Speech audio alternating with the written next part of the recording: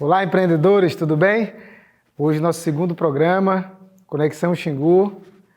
Não esqueça aí de ativar o nosso sininho, se inscrever para vocês receberem a notificação. E hoje eu estou recebendo um entrevistado super especial, uma pessoa que tem um carinho enorme, um respeito. Esse cara é muito eclético, sabe?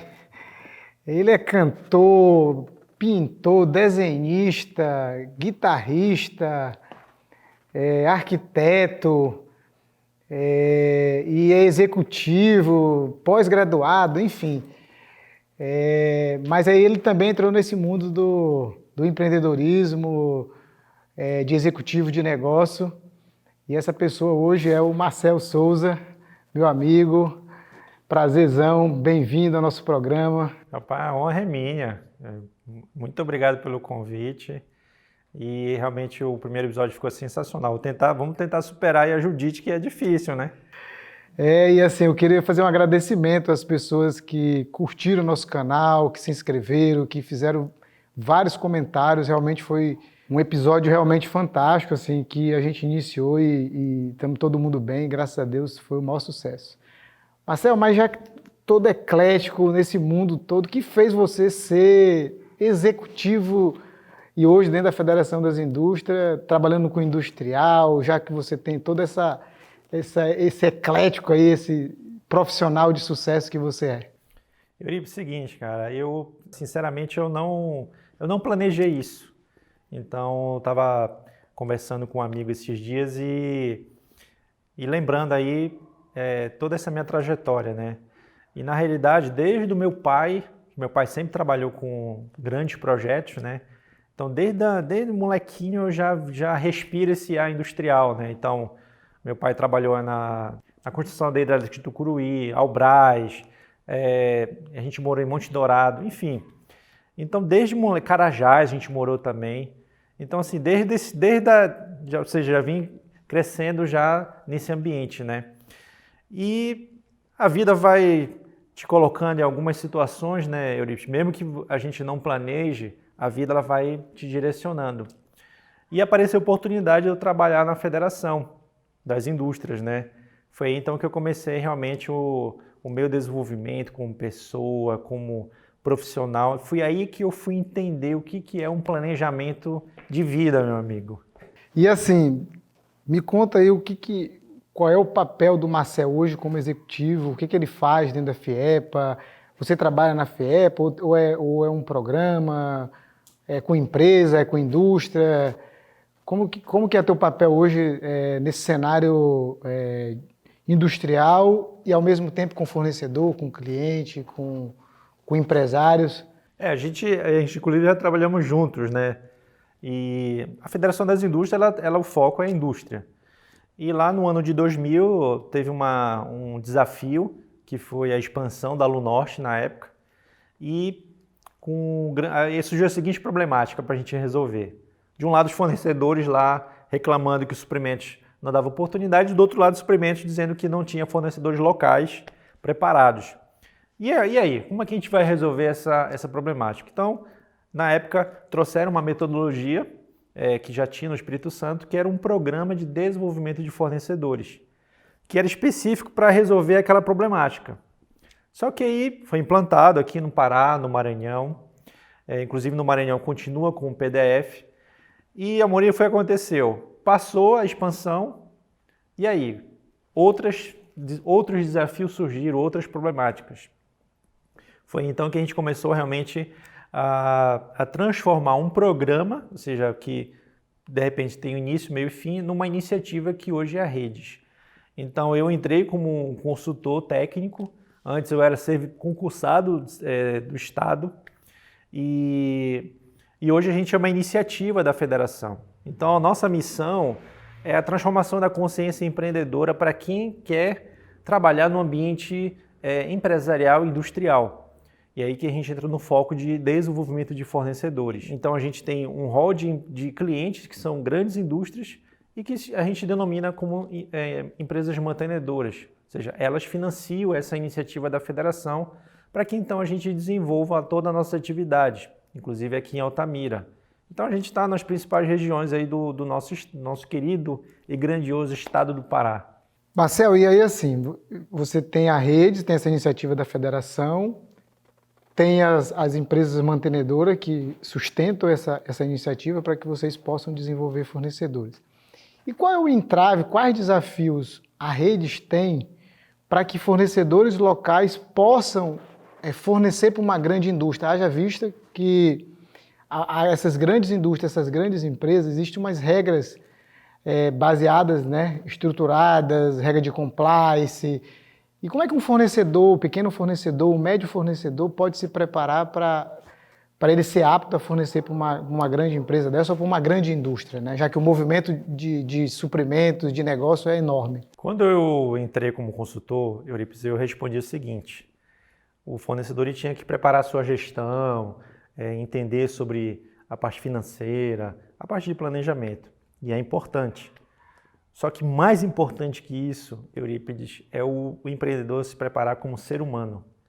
Então, se ele não tiver a sua consciência de que ele precisa se desenvolver como ser humano, controlar suas emoções, fortalecer suas crenças, ele ter realmente o entusiasmo, o pensamento positivo e a atitude positiva, é muito mais importante do que simplesmente ter um planejamento. Porque se ele não tiver isso como ser humano, como pessoa, não adianta ter o melhor planejamento. Então hoje eu respondo o seguinte: antes da gestão tem que vir o empreendedor ser humano. Porque se ele não tiver essa consciência, ele não vai treinar os seus colaboradores, ele não vai achar que é importante ter um planejamento. Acessar esse ambiente industrial, eu sempre comparo como se fosse uma Olimpíada. Então tem lá suas categorias, tem 100 metros rasos, natação, e os fornecedores dentro dos seus segmentos também têm as suas categorias.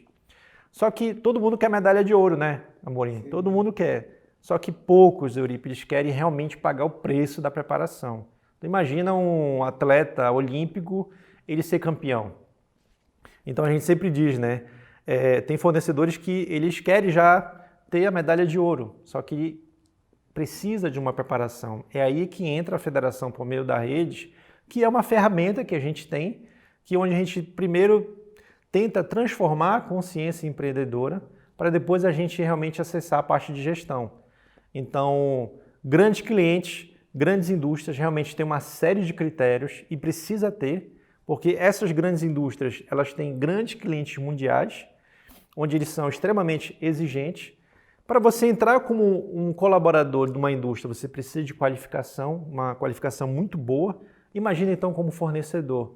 Então aí começa o nosso entrave. Eu digo o seguinte hoje, Amorim, o nosso maior desafio, entrave com os empreendedores aqui no Pará é a consciência.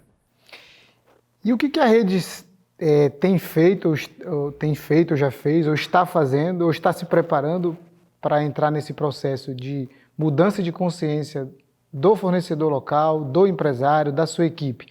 A Redes hoje existe algum tipo de curso, de treinamento que vocês fazem com a indústria e o fornecedor local? A gente tem 3 pilares hoje, Amorim. A parte de fornecedores, são os empreendedores, a gente só trabalha com CNPJ. Então, tem os nossos eventos, hoje os nossos eventos são online, então o fornecedor que ele tem algum tipo de resistência para novas ferramentas, não adianta ter uma boa gestão, ele não vai conseguir entender que as oportunidades hoje estão no online. Então a gente já fez 2 rodadas de negócio online, só para você ter uma ideia. A outra é nosso processo de indicação, que também é tudo online. Então o fornecedor ele precisa estar dentro de uma plataforma onde ele fique visível para as 13, hoje os nossos clientes, e a partir dali, quando surgem demandas dessas 13 indústrias espalhadas aí no nosso estado, para onde que a gente vai acessar? Na plataforma e indicar esse fornecedor. Então, só essas 2 ferramentas já faz com que o fornecedor ele tenha um preparo muito, muito grande na sua gestão e como empreendedor também. O outro pilar que a gente atua é na parte de socioeconomia, que geralmente são projetos industriais que ou estão em fase de implantação, como é o caso aqui de Altamira, da região do Xingu, onde ela precisa desenvolver ações mitigadoras e de impacto daquele projeto. Tudo voltado para desenvolvimento econômico. E o outro pilar é fornecedores sociais, Eurípides, que é interessante que eu também não tinha essa visão. mas essas grandes indústrias elas desenvolvem ações sociais, seja na comunidade, seja para povos tradicionais, e que eles precisam de parceiros e de fornecedores. Então é um outro tipo de preparação. A gente tem hoje alguns cursos, alguns workshops online que a gente desenvolve, onde a gente consegue escalonar aí o nosso trabalho, ou seja, qualquer empreendedor, seja em Juruti, Terra Santa, Marabá, Canaã, ele consegue acessar ou no seu trabalho, ou em casa, no tablet, no celular. E hoje a gente lançou recentemente um voltado que é para liderança. Então é dessa forma que a gente atua no nosso dia a dia. E como é que o fornecedor pode acessar redes aí? Qual o endereço, qual o espaço que ele entra para ele se cadastrar, para ele ter acesso a esse tipo de plataformas? Hoje a gente está nas principais redes sociais, então a nossa grande mãe é a Federação das Indústrias, então basta você digitar lá fiepa.org.br e lá você consegue acessar todas as soluções do sistema indústria, não só o da Redes, mas do SESI, do Senai, do IEL, do Centro Internacional de Negócios. E o da Redes é redefiepa.org.br. E nesse cenário, assim, como que o fornecedor pode ter acesso a essa plataforma da Redes? É difícil? É fácil? Existe algum tipo de critério que vai impedir dele se cadastrar lá na plataforma da Redes ou não? Boa pergunta, Morinha. A questão de ser fácil ou não vai depender de como o fornecedor ele enxerga a oportunidade. Se ele tem uma consciência pessimista, qualquer oportunidade que apareça, ele vai criar algum tipo de resistência. Então, assim, eu costumo dizer que tem que ser difícil, Amorim, o critério. Assim como ganhar uma medalha de ouro numa Olimpíada, não é fácil. Mas, ao mesmo tempo, se o fornecedor ele começar a entender como funciona a dinâmica de um ambiente industrial, de uma grande indústria, se torna fácil. Então, fazer um cadastro é fácil. Você vai lá, entra e preenche as informações da empresa. Só que se o fornecedor ele tiver uma gestão bagunçada, aí se torna difícil. Então, por isso que ele precisa primeiro olhar para dentro dele enquanto empreendedor, ser humano, e dentro da empresa, para depois ele então começar a galgar novos degraus, ou seja, eu quero ser um fornecedor de uma grande mineradora, mas hoje eu não me sinto preparado, mas eu posso ser. Como é que eu faço então para começar essa trajetória? É assim como um atleta da Olimpíada faz. Ele começa a participar de pequenos campeonatos, onde ele vai começando a ver e testar a sua performance. E ele começa então a entender como é que funciona, para então ele disputar uma Olimpíada e entrar no ambiente de uma grande indústria. Bacana. Pensando dessa forma, é o seguinte, vocês, a rede já está o quê? Há 20 anos, né, no Pará? Está fazendo 20 anos. 20 anos. Rapaz, eu tô tendo sorte, porque na entrevista passada foi uma empresa de 20 anos, agora a rede também 20 anos, que coincidência. E assim, aonde que vocês atuam no estado do Pará? É em todo o estado ou são em regiões específicas? Como é que vocês atuam? O sistema indústria está nas principais regiões, representando sempre pelo SESI e pelo Senai, como tem aqui em Altamira. A gente tem uma escola do SESI e tem uma escola do Senai. No caso da rede, a gente só pode estar onde existe uma indústria mantenedora. Mesmo assim, Amorim, a gente está nas principais regiões, aqui no Xingu, no Sudeste, na região Nordeste do estado, na parte Oeste. Então a gente consegue ter uma capilaridade bem grande, mas a gente só pode atuar onde existe uma indústria mantenedora. Então, nesses 20 anos de redes, Marcel, conta aí para nós, para o fornecedor, para as pessoas que estão nos vendo, né, aqui no Conexão Xingu, quais foram os grandes resultados da rede nesses 20 anos, tá, que nesse ambiente industrial, nesse ambiente de negócio? Bom, o fato de um programa de desenvolvimento de fornecedores para a indústria ter sido implantado já foi um grande legado, Amorim. Mesmo que eu não tivesse hoje na Redes e não existisse mais, já seria um grande legado. Esse foi o primeiro. Segundo, foi no bom sentido abrir essa caixa preta que é o ambiente industrial, que parecia que era um negócio muito fechado, muito rígido, e não é bem assim. Então já foi o nosso segundo legado. O terceiro, foi o nosso principal indicador, que é compras locais. Então a gente saiu de 19% lá em 2000 das indústrias que faziam parte como mantenedora, que eram 5%. Elas compravam apenas 19% no estado. Aí vem a visão do pessimista e do otimista. O pessimista, nossa, elas não compram nada, não vai dar certo. O otimista não, olha, quantas oportunidades a gente tem aí ainda a conquistar. E a gente atingiu ano passado o índice de 53% de compras locais.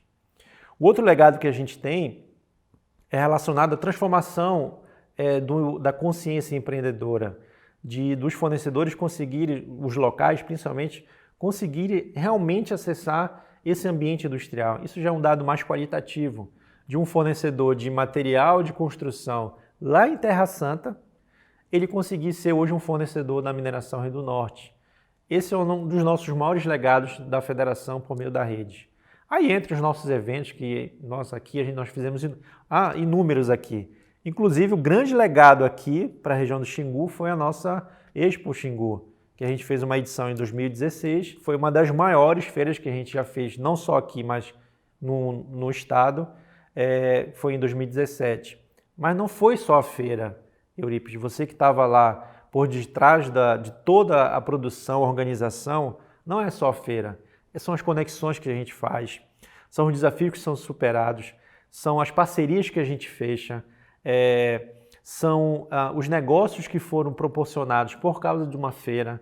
Aí teve espaço cultural, a gente conseguiu divulgar aí os artistas locais, a cultura daqui, culinária, nossa.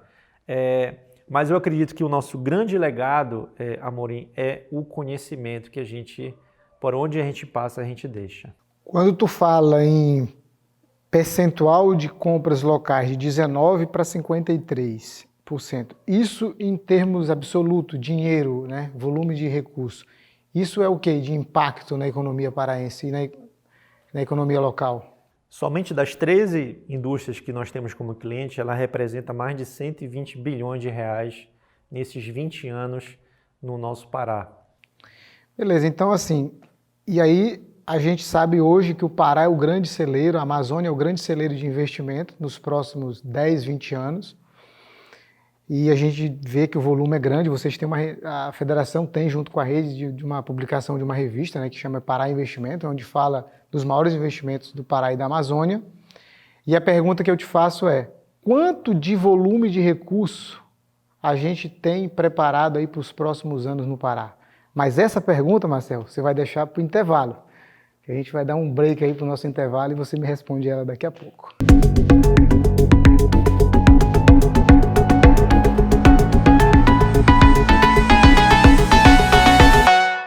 Bom, voltamos, nosso segundo bloco aí para a gente continuar essa entrevista, está sendo maravilhosa. E aí, Marcelo, respondendo aí a pergunta anterior, né? Amorim, a gente, pelo nosso estudo, a gente estima aí pelo menos mais de 100 bilhões de investimentos aí nos próximos anos. Só que são previsões, isso depende aí do mercado, depende de políticas públicas, depende de questão de licenciamento. Então, o estudo ele serve exatamente para isso, para que a gente consiga levantar qual é um potencial demanda, para que a gente consiga se preparar, ficar acompanhando, ver qual é o projeto que está avançando, qual que está tendo entrave.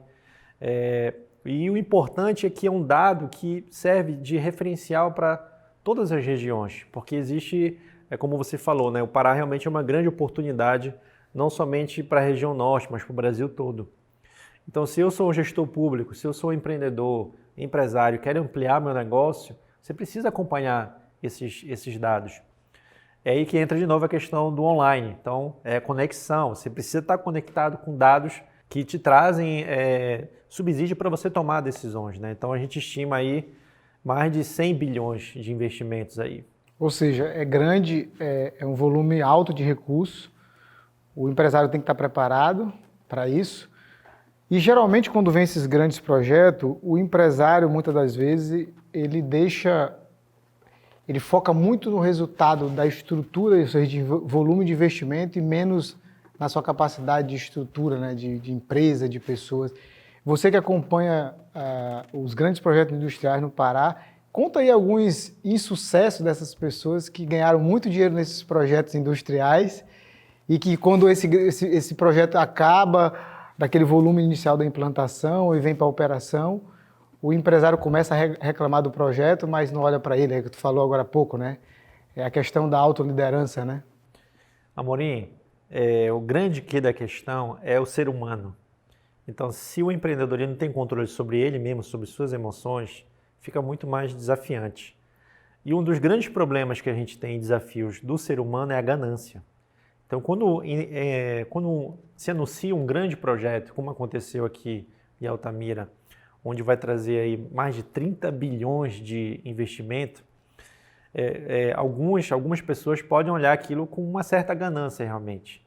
Então, realmente é muito dinheiro. E é interessante que uma implantação é um volume gigante de recursos em pouco tempo. Então, pela nossa experiência dentro da federação, as oportunidades para os fornecedores locais não passam de 35%. Porque geralmente são feitas grandes compras de equipamentos de fora, não tem nem no Brasil. A grande oportunidade, Maurinho, está a longo prazo, que é quando o projeto industrial ele entra em operação. Só que às vezes a ganância de querer ficar ouvindo situações de que o fulano está ganhando mais do que o outro, todo mundo quer ganhar. E se esquece de que isso vai passar. Então o que a gente vê geralmente? Uma grande quantidade de hotéis se construindo e atrasa, e passa o time e já passou o projeto, aí fica aquele hotel lá ocioso, feito um grande investimento que não vai ter retorno. Então isso é um dado clássico. A outra situação que ocorre são fornecedores que vêm de fora, e isso vai ocorrer porque não tem como a gente atender tudo, e não se tem um cuidado na hora de analisar esse parceiro. E o que acontece? Fica um passivo de débito no comércio local. Isso também é clássico e sempre vai ocorrer. Aqui nós alertamos, você se lembra disso, mas pela ganância, pelo dia a dia também, pela correria, às vezes nem se dá conta. Passou a onda, passou o investimento, aí começa, tipo assim, né? Aí quando a maré baixa, a gente vai ver quem está sem roupa, né? Então são alguns cuidados que a gente tem que ter e que a federação, junto com os parceiros, a associação comercial, a gente tenta levar para o fornecedor essa consciência. E aí dentro desses valores de investimento, a gente tem uma possibilidade aqui em Altamira de ter um outro grande investimento que pode acontecer ou não, como você falou agora há pouco. Tem os entraves de licenciamento ambientais, Ministério Público, uma série de coisas, que é o investimento da mineração, do ouro aqui no município de Senador Zé Porfírio, próximo aqui de Altamira. Diante de um grande investimento que nós tivemos aqui da hidrelétrica, qual a mensagem que você transmite para o fornecedor local, já que já viveu uma grande experiência, se isso vier a acontecer, para que esse fornecedor local se prepare melhor ou erre menos nessa história? Exatamente, Eurípides. É aprender com as lições que houveram durante a implantação aqui da hidrelétrica, né? Então, teve casos de extremo sucesso que a gente acompanhou, de empreendedores também muito bem-sucedidos, que foi a maioria, mas houveram também situações de grandes desafios também. Então, pegar esses desafios que tiveram, aprender com isso, ter a humildade de não ficar se criticando ou colocando culpa em A ou B, mas é pegar essa lição, realmente com humildade, não, realmente a gente errou, e agora, quando surgir um próximo grande projeto, que há essa possibilidade, inclusive de também investimentos públicos na parte de infraestrutura, que pode impactar positivamente aqui a região, então eu ficar atento a isso. Agora é o seguinte, quando que isso vai ocorrer? A gente não sabe, Amorim. Então, é melhor a gente se preparar para uma oportunidade do que esperar a oportunidade ocorrer, que a gente não sabe quando, para se preparar. Ou seja, não vai conseguir ter tempo de ficar pronto para isso. Marcelo, nesse cenário agora, tanto econômico como tecnológico, e aí a gente percebe o quanto a Redes ela estava um passo à frente nesse processo, né? Você disse já estava fazendo esse trabalho de online, né? Então veio a pandemia, veio o isolamento, veio o redesenho de todo mundo, redesenho não só pessoal, mas empresarial, industrial. E como é que você está nesse ambiente de negócio agora industrial? Como é que as empresas estão se adaptando? Vocês já estavam nesse cenário online, ou seja, o impacto foi menor, mas você está acompanhando muitos fornecedores que estão fornecendo para essas grandes empresas. E como é que elas estão lidando com isso? Algumas realmente estão tendo bastante desafios, porque vamos imaginar uma empresa de construção civil. Ainda não tem como construir uma casa remotamente, né, online. Então, esses modelos de negócio, eles que sofreram realmente maior impacto. Porém, se a gente for olhar outros tipos de segmentos que pode usufruir das ferramentas que a gente tem digitais aí, Eurípides, entra de novo na questão da consciência do empreendedor. Então, se o empreendedor ser humano ele tiver um nível de resistência alto, vai prejudicar o negócio dele. E aquele que não tem isso, ele consegue ir muito mais veloz. Aí eu sempre escuto a questão, né, que o pequeno ele nunca vai conseguir acessar uma grande indústria. Eu já não penso assim. A grande habilidade do pequeno, Eurípides, é conseguir se adaptar muito rápido. Pelo fato dele ser pequeno, ele consegue transformar muito mais rápido a empresa. Você imagina uma empresa de mineração que é global, o quanto deve ser desafiante ela implementar uma mudança, porque são 6, 10 mil colaboradores, vários setores espalhados pelo Brasil, pelo mundo. Como é que é feito isso? Demora muito mais. Então é muito melhor o pequeno ele olhar para as habilidades e qualidades que ele tem enquanto pequeno, de poder fazer um atendimento personalizado, de conseguir se adaptar muito mais rápido, implementar novas ferramentas, às vezes até gratuitamente, de baixo custo, para se rapidamente adequar ao que o mercado está exigindo, né? E a Redes está aqui desde 2012, né? Então, quais foram assim, os grandes resultados da Redes aqui em Altamira, na região, né? Porque você não é só em Altamira. E assim, nesse momento agora, o que a Redes está fazendo? Qual é o trabalho que ela está desenvolvendo? Com quais cadeias produtivas que vocês estão desenvolvendo aqui na Altamira e no entorno aqui do projeto de Belo Monte? Nossa, a gente fez tanta coisa, né, que é até difícil a gente elencar. Eu acredito que o grande legado para trás, realmente foi a Expo Xingu. E foi um grande desafio, você sabe disso, você estava à frente, mas foi um grande legado, ou seja, mais de 140 estandes, alguns milhões de reais negociados em apenas 4 dias, né?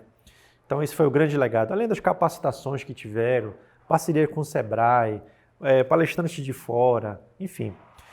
A gente desenvolveu diversas atividades como diagnóstico mercadológico, mapeamento de oportunidades, não sei se você se lembra disso, que a gente fez aqui nos 5 municípios diretamente impactados, qual é a vocação de cada município, o que pode ser feito de negócios, enfim. Diversos eventos, muitos eventos. A gente trabalhou com comunidades voltadas para a questão do artesanato, mas não ensinar a mulherada a fazer artesanato, mas olhar aquilo como um negócio, como uma geração de renda.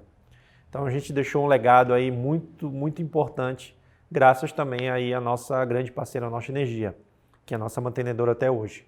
O que a gente está fazendo hoje, Amorim? A gente está atuando fortemente na área mercadológica de negócios da cadeia do pescado. Então, a gente não vai ensinar o ribeirinho e o pescador a pescar, até porque a gente não sabe.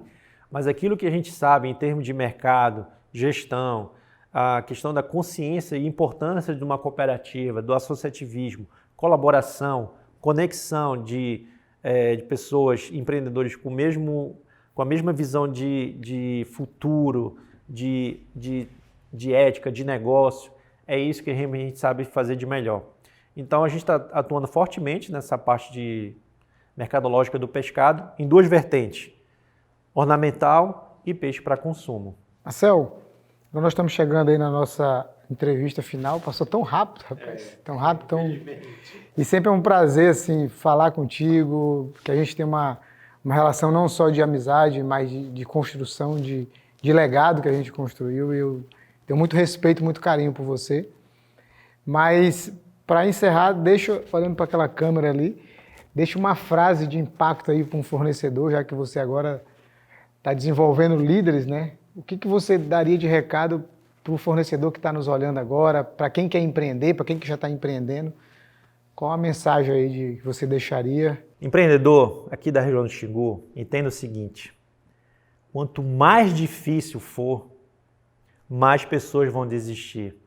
Então, quanto mais difícil for a situação, mais desafiante, quanto mais criteriosa for você chegar a uma medalha de ouro, é melhor para você, porque muitos vão desistir. Então, se o Amorim vai indicar um livro agora para vocês, mas essa é a melhor oportunidade. Tudo que é fácil, entra todo mundo de vários jeitos. Tem vários fornecedores. Agora, aquilo que é difícil, a maioria desiste. Então, eu sempre falo, quanto mais difícil, mais pessoas desistem. E esse é o melhor cenário para a gente trabalhar. Marcel, muito obrigado. Obrigado pela entrevista. Foi um prazer recebê-lo aqui no Espaço do Conexão.